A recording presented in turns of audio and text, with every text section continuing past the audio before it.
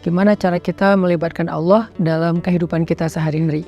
Kenapa penting sekali melibatkan Allah dalam kehidupan kita sehari-hari? Karena sesungguhnya manusia itu tidak bisa hidup hanya dengan mengandalkan dirinya. Orang kalau misalnya cuma mengandalkan dirinya, maka hidupnya akan banyak zalal. Zalal itu banyak trouble, banyak mentoknya. Karena kita ini dhaif, kita ini halu'ah, kita ini ajula, kita ini banyak keterbatasannya. Bahkan cenderungnya manusia itu rugi. Sebagaimana yang kita sering ulang-ulang ayatnya, innal insan lafi khusr.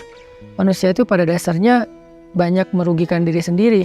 Kecuali kalau dia beriman kepada Allah, artinya dia bergantung kepada Allah. Illal ladzina amanu dan seterusnya.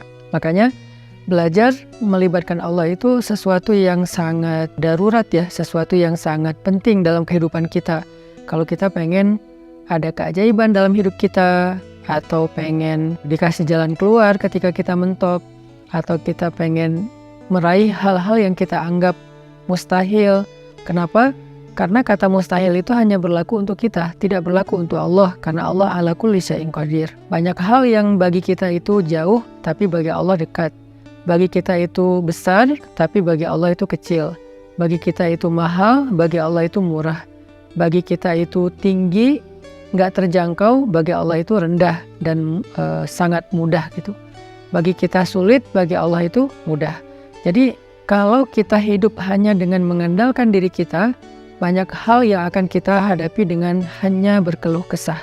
Tapi kalau kita hidup dengan melibatkan Allah, justru kita akan menjadi orang yang optimis. Lalu ketika kita dapat masalah, kita sabar. Kalau kita dapat nikmat, kita syukur. Dan itulah hakikat dari kebaikan hidup seseorang. Antara sabar, syukur, karena kedua-duanya adalah khair. Kedua-duanya adalah kebaikan bagi dia. Pada episode kali ini saya akan mencoba untuk berbagi dengan teman-teman sebuah hikmah. Hikmah itu kalau dalam bahasa Arab kata para ulama artinya al-isabah fil qawli wal amal. Baik atau tepat dalam ucapan dan tepat dalam perbuatan. Jadi orang yang hakim, orang yang ahli hikmah itu ucapannya itu tepat. Jadi pas gitu, ucapannya itu mengena, ucapannya itu sesuai dengan kadarnya, tidak berlebihan, tidak juga kurang. Itulah orang yang hikmah atau hakim. Nah, di antara orang-orang yang hikmah itu nanti kita juga mengenal namanya Luqmanul Hakim. Di dalam Al-Quran ada suratnya, yaitu surat Luqman. Nah, ada banyak sekali hikmah yang disampaikan para ulama tentang bagaimana cara kita melibatkan Allah. Dan hikmah ini pasti diambil dari Al-Quran dan hadis yang kemudian dibahasakan ulang dengan bahasa para ulama. Salah satu kitab yang saya suka banget, yang isinya adalah kumpulan hikmah-hikmah, kumpulan kata-kata yang bijak dan penuh dengan kebaikan, itu adalah kitab Al-Hikam yang ditulis oleh seorang ulama besar dari Mesir yang bernama Ibnu Athaillah As-Sakandari.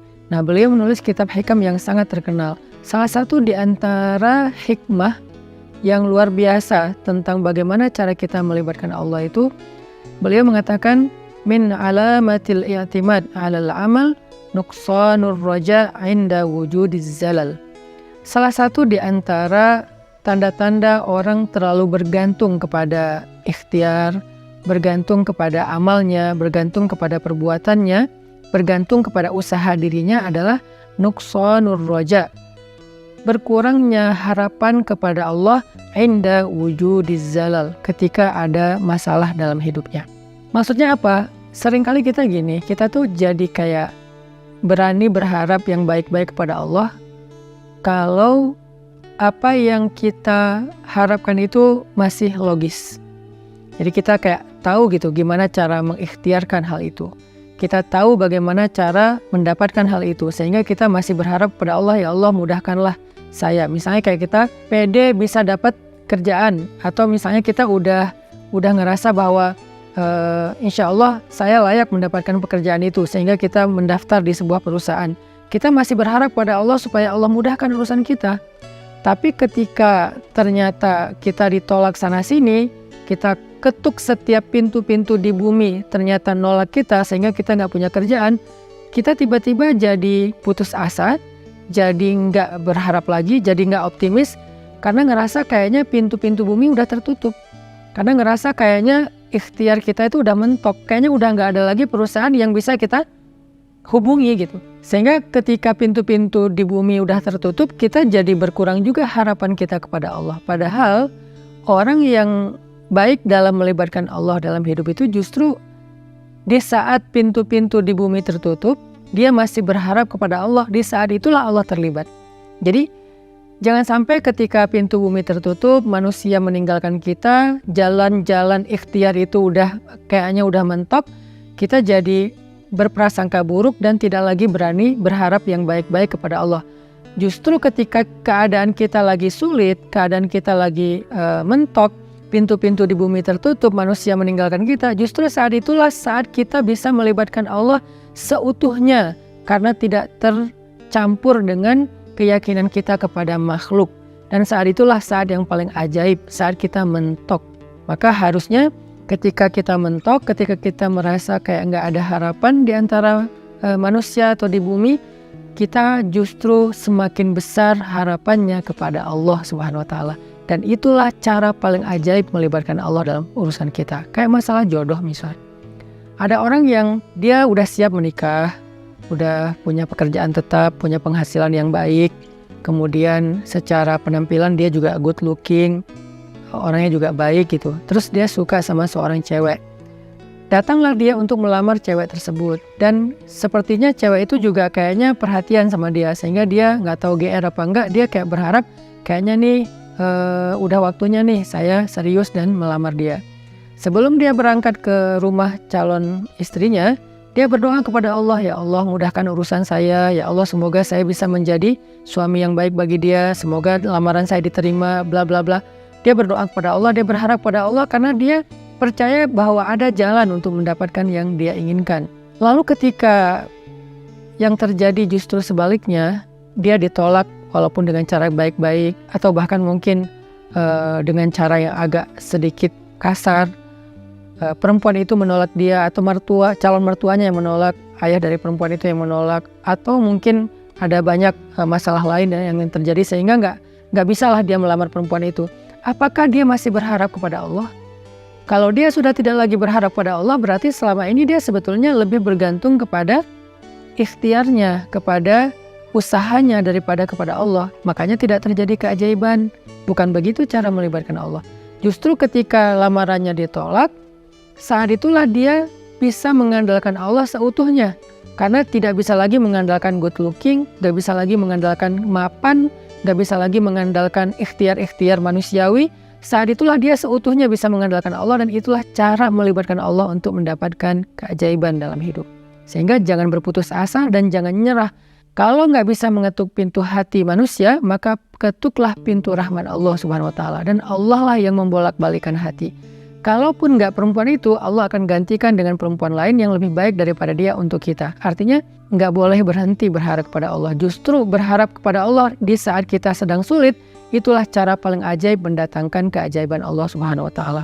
Ada nasihat dari kisah Nabi Yusuf alaihissalam di dalam surat Yusuf, ketika Nabi Yakub meminta kepada anak-anaknya mencari Nabi Yusuf dan mencari adik mereka yaitu Bunyamin. Nabi Yakub bersabda, "Ya bani yadhhabu fatahassasu min Yusuf wa akhihi فتحسسوا من يوسف وأخيه ولا تيأسوا من روح الله إنه لا ييأس من روح الله إلا القوم الكافرون." Wahai anak-anakku, kata Nabi Yakub, pergilah dan carilah kabar tentang Yusuf dan saudaranya itu Bunyamin, dan janganlah kalian berputus asa dari rahmat Allah, dari pertolongan Allah, dari campur tangan Allah, dari keajaiban di sisi Allah. Sesungguhnya tidak ada yang berputus asa dari rahmat Allah kecuali orang-orang yang mengingkari kebesaran Allah, orang-orang yang tidak beriman. Jadi ciri di antara orang yang beriman itu tidak berputus asa. Dan kalimat putus asa ini tidak akan muncul kalau tidak ada zalal, tidak ada masalah, kalau nggak mentok. Nggak mungkin dong kita berputus asa sementara jalan masih terbuka lebar, segalanya masih normal, semuanya masih sesuai prediksi kita. Itu nggak ada alasan kita berputus asa. Justru alasan berputus asa itu ketika kita punya masalah, mentok, trouble, error, bla bla bla. Justru saat itulah kita rentan dengan putus asa. Nah, orang yang beriman di saat itu justru mereka bertambah yakin kepada Allah. Tidak menjadi orang yang yai'as, menjadi orang yang berputus asa atau yusi'udzon billah, mereka berburuk sangka kepada Allah. Wa tadhunnuna billahi dzunun. Kalian berprasangka kepada Allah dengan prasangka yang tidak pantas. Kenapa? Karena orang beriman tidak pernah berhenti berharap kepada Allah yang baik-baik. Bahkan ketika ada masalah paling berat dalam hidupnya, saat itulah dia semakin berharap kepada Allah dan semakin bergantung kepada Allah. Dan saat itulah keajaiban Allah terjadi. Coba renungkan firman Allah di dalam surat An-Naml ayat 62. Bismillahirrahmanirrahim. Amman yujibul muttarra idza da'ah. Amman yujibul muttarra idza da'ahu wa yakshifus su' wa yaj'alukum khulafa'al ardh. أإله مع الله قليلا ما تذكرون. Siapakah yang akan memperkenankan doa orang-orang yang sedang kesulitan jika dia berdoa kepada Allah dan kemudian menghilangkan keburukan dari mereka dan menjadikan kalian sebagai pemimpin-pemimpin di muka bumi? Apakah ada ilah yang patut disembah bersama dengan Allah? Qalilan ma tazakkarun. Sedikit sekali apa yang kalian mengerti. Siapakah yang akan menjawab doa orang yang ketika muttar? Apa itu muttar? Muttar itu artinya orang yang sedang dalam kesulitan yang luar biasa. Muttar itu artinya orang yang sedang dalam kesusahan yang sangat besar. Muttar itu artinya orang yang udah mentok, itulah muttar. Maka amma yujibul muttar, siapa yang akan bisa menjawab panggilan orang yang sedang muttar, yang memanggil ya Allah, ya Allah, ya Nasir, ya Azim, ya Aziz, ya Rabbal Alamin, ya Rabbi. Siapa yang akan menjawab panggilan ketika ada yang memanggil dalam keadaan kesulitan ya Allah selain Allah Subhanahu wa Ta'ala? Hanya Allah yang bisa menjawab. Ketika manusia tidak bisa menjawab, orang tua nggak bisa menjawab, teman-teman nggak bisa menjawab, mereka nggak ngangkat telepon, nggak ngebalas WA, nggak ada yang mau membantu kita, nggak ada yang yujib. La ahad yujibuna, tidak ada satupun yang menjawab kita. Faman yujibul muttar, siapa yang menjawab kita ketika dalam keadaan muttar seperti itu? Allah. Maka di dalam ayat ini Allah ngasih kita nasihat, wahai hambaku, la tahzan kalau manusia tidak menjawabmu. La tahzan kalau manusia tidak memenuhi panggilanmu. La tahzan kalau manusia meninggalkanmu, mengabaikanmu. La tahzan kalau mereka berpaling dari kamu. Kenapa? Aku tidak akan pernah meninggalkanmu. Aku tidak akan pernah menyia-nyiakanmu. Wadduha wal laili idza saja. Ma wadda'aka rabbuka wa ma qala. Ma wadda'aka rabbuka wa ma qala. Tuhanmu tidak pernah meninggalkanmu dan tidak benci kepadamu, wahai hambaku, walaupun kamu pendosa sekalipun. Ada 3 kondisi di mana seseorang itu doanya tidak ada hijab dengan Allah. Salah satu di antara 3 kondisi itu adalah ketika orang ini terzolimi. Orang yang terzolimi, walaupun dia pendosa, walaupun dia ahli maksiat, walaupun dia orang yang selama ini jauh dari Allah, tapi ketika dia dalam keadaan terzalimi, dalam keadaan susah, dalam keadaan dianiaya, dia berdoa, doanya nggak ada hijab dengan Allah loh. Walaupun dia selama ini nggak pernah sholat, walaupun selama ini dia nggak puasa, walaupun selama ini dia nggak berhijab, walaupun selama ini dia nggak pernah buka Al-Quran, walaupun selama ini dia nggak pernah mengingat Allah, tapi dalam kondisi ketika dia muttar, terzalimi, susah, maka tidak ada hijab antara dia dengan Allah ketika dia berdoa. Kenapa? Itulah istimewanya keadaan ketika orang terzalimi atau muttar. Allah nggak ngelihat dia puasa atau enggak. Allah nggak ngelihat dia sholat apa enggak. Yang Allah lihat dia memanggil Allah atau enggak. Makanya hati-hati kata Nabi dengan doa orang yang terzalimi. Walaupun orang yang terzalimi ini ahli maksiat, kalau dia terzalimi lalu dia berdoa kepada Allah, doanya nggak ada hijab. Sehingga Allah berfirman, amma yujibul muttar. Siapa yang menjawab orang-orang yang sedang susah? ketika dia memanggil Allah, idza da'ah wa yakshifus su', lalu Allah menghilangkan kesusahan darinya. Bahkan Allah menjadikannya sebagai pemimpin, artinya Allah berikan kepada dia kemuliaan, kekuasaan, dan segala kebaikan-kebaikan dalam hidup. Siapa? Allah. Masih ingat nggak dengan kisah seorang laki-laki soleh yang melakukan perjalanan, lalu di tengah jalan dia dirampok. Karena di zaman dulu itu kan banyak perampok atau begal di tengah jalan. Ketika dia dirampok, dia bilang kepada perampok itu, wahai rajul, wahai laki-laki, ambillah apa yang kalian inginkan, biarkan aku kembali kepada keluargaku, kepada anak dan istriku, mereka menungguku. Kata perampok ini, adapun harta-harta ini sudah pasti bisa kami ambil, tetapi berikutnya yang kami inginkan adalah membunuhmu. Kamu tidak akan bisa melanjutkan perjalanan. Maka laki-laki ini pas tahu bahwa dia nggak punya harapan untuk meloloskan diri, dia udah dipegang sama mereka, tinggal dipenggal, dia bilang, kalau begitu beri saya waktu sebentar saja untuk sholat 2 rakaat. Setelah itu lakukan apa yang kalian inginkan. Karena bagi para pembunuh 2 rakaat sholat itu nggak lama dan bukan sesuatu juga yang berat, ya kata mereka, ya udah sholat aja 2 rakaat. Tapi aksir, sholatnya pendek-pendek aja, nggak usah panjang-panjang. Akhirnya dia pun sholat 2 rakaat. Ketika dia sholat 2 rakaat, dia bingung, habis baca Al-Fatihah dia baca ayat apa lagi. Yang terlintas di dalam pikirannya cuma ayat ini. Kebenaran dia hafiz Al-Quran, walaupun dia hafal 30 juz, dia nggak tahu mau baca surat apa setelah Al-Fatihah. Kecuali surat inilah yang terlintas di dalam benaknya, sehingga dia baca setelah Al-Fatihah dengan suara lirih berbisik, Amman yujibul muttar idza da'ah wa yakshifus su', dan seterusnya. Kemudian setelah dia membaca ayat ini, dia ruku, dia sujud. Ketika dia rakaat kedua juga dia membaca ayat yang sama, karena dia nggak ingat ayat yang lain. Ketika dia sujud terakhir, dia mendengar suara ada orang mengendarai kuda datang ke arah mereka. Tiba-tiba suara teriakan orang yang sedang dipukul.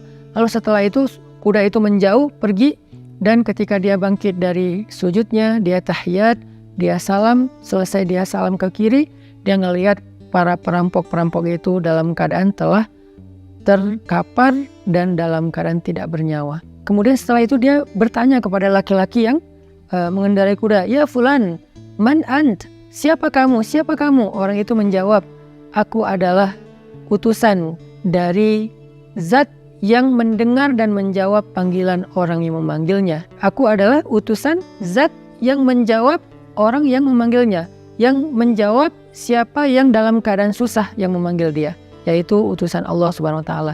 Akhirnya orang ini pun selamat dan membawa hartanya kembali ke kampungnya. Ini salah satu contoh kisah yang sangat terkenal di antara kisah-kisah para ulama. Bagaimana ketika kita mentok, ketika kita nggak punya jalan ikhtiar, ternyata justru saat itulah saat terbaik kita berharap pada Allah, saat terbaik kita berbaik sangka kepada Allah, saat terbaik kita melibatkan Allah dengan husnuzon dan roja, dan saat itulah saat terbaik untuk mendapatkan keajaiban dalam hidup kita. Yang terakhir, kisah 3 orang yang terkurung di dalam gua.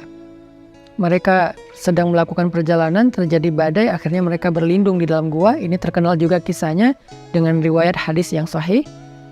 Ketika mereka terkurung di dalam gua, tiba-tiba batu gua itu menutup gua karena terjadi kayak longsor, batunya menutup mulut gua. Dalam keadaan seperti itu mereka takut kehabisan udara dan mereka nggak bisa makan dan seterusnya, mereka terjebak.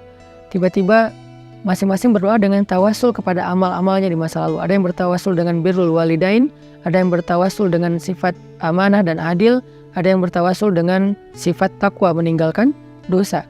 Sehingga singkat cerita, setelah mereka meminta kepada Allah dan bertawasul dengan amal-amal mereka, mulut gua itu terbuka, batunya bergeser dan mereka pun selamat. Kenapa ini bisa terjadi keajaiban kayak gini? Mereka udah mendorong batu itu tapi tidak sanggup. Artinya ikhtiarnya udah mentok. Apakah mereka berputus asa? Enggak. Saat itulah mereka melibatkan Allah secara utuh dan melihat keajaiban Allah Subhanahu wa taala. Maka kembali kepada hikmah dari Imam Ibnu Athaillah As-Sakandari, min alamatil i'timad 'alal amal nuqsanur raja' inda wujudiz zalal. Di antara ciri-ciri orang yang masih bergantung kepada perbuatannya, ikhtiar dan usahanya adalah berkurangnya harapannya kepada Allah ketika terjadi masalah dalam hidupnya. Maka jangan pernah berkurang harapan kita kepada Allah. Justru ketika kita punya masalah dalam hidup dan kita ngerasa tidak ada jalan di antara jalan-jalan di bumi, kita menjadi lebih berharap kepada Allah dan yakin dengan jalan-jalan yang lebih baik yang ada di langit, insya Allah.